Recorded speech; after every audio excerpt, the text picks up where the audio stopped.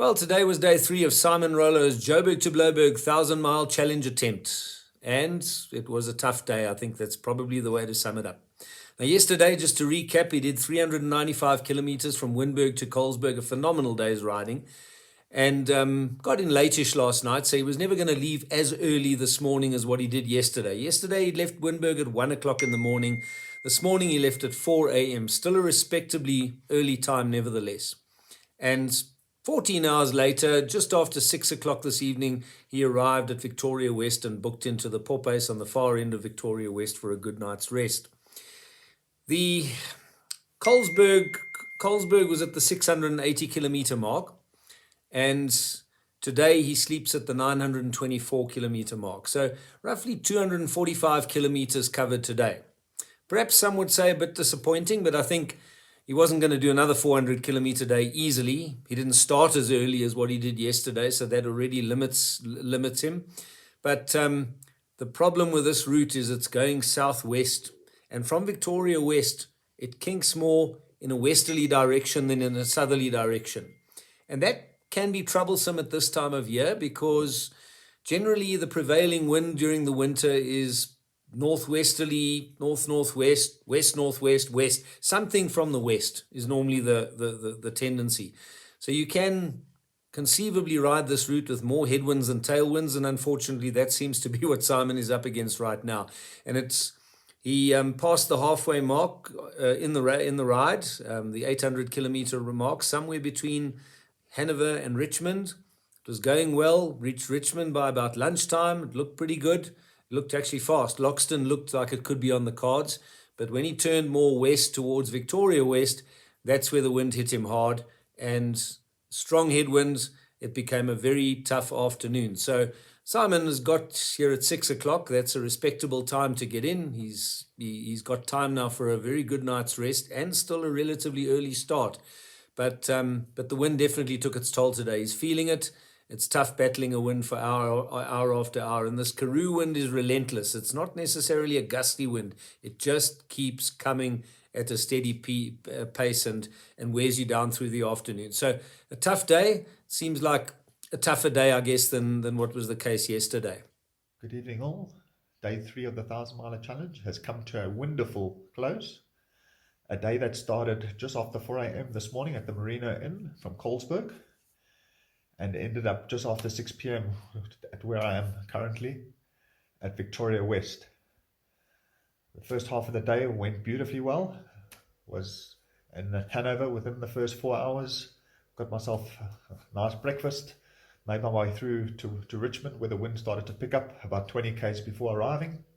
Went into Richmond, had some lunch, and then made the ominous turn, knowing what to expect on my way into Victoria West. So the last 95 k's has been quite a big challenge. A lot of wind by all accounts, but finally made it as slow as what it was. Happy to be in. Looking forward to a good night's rest, and then looking to head out to Loxton tomorrow morning, bright and early. So what about tomorrow? Well, I think he'll have a reasonably early start, given that he got to Victoria West pretty early, and he'll target Sutherland. That's 292 kilometers away, and that would take him, if he gets there, to the 1,216 kilometer mark. And that would then require a near 400 kilometer day from Sutherland the next day to the end at Blouberg to achieve the sub-5 day. I think it's possible. I really do believe it's possible. Now, why Sutherland? Why not beyond Sutherland? Well, accommodation becomes troublesome down in the Tankwa Karoo. Just after Sutherland, you drop down the Blouberg Pass, down the Great Escarpment, into the Tankwa Karoo, and it's been really tough to find accommodation, especially accommodation with catering in the Tankwa Karoo. So I think it's a better decision to stay in Sutherland. You can load up with food. There's eating places. There's catering at the B&Bs that you stay at, and you can have a good night's rest before heading down the Blouberg Pass. And you can leave quite early as well. I think you can get out of there at an early hour of morning quite comfortably onto Blouberg Pass and proceed for a long day, what would be a long day, to hopefully the end at Blouberg. Now, in case any of you were thinking that it's broadly downhill from Joburg. It's not downhill yet. The highest point on the route is just outside Sutherland. There's a big climb up to near the telescopes outside Sutherland, and there you'd find the highest point of the route, higher than Johannesburg, higher than any other point on the route. So the descent to the coast has not begun yet, really. It only begins after Sutherland with the big drop down the escarpment, and then there's a climb up to Ceres, and then another big drop down Mitchell's Pass thereafter. So that's it's not, this is not a much of an up and a down route. It's about 10,000 meters of vertical ascent and about 11,000 meters of vertical, 11,500 of vertical descent, but that only comes pretty much after Sutherland when you drop down the escarpment. The wind forecast for tomorrow is more north than west, which could be useful. Does swing a little bit as the day goes on to northwest, but not as pronounced west as was the forecast for today. And he is going a little bit more south today than what was the case from Richmond to Victoria West, which was very west.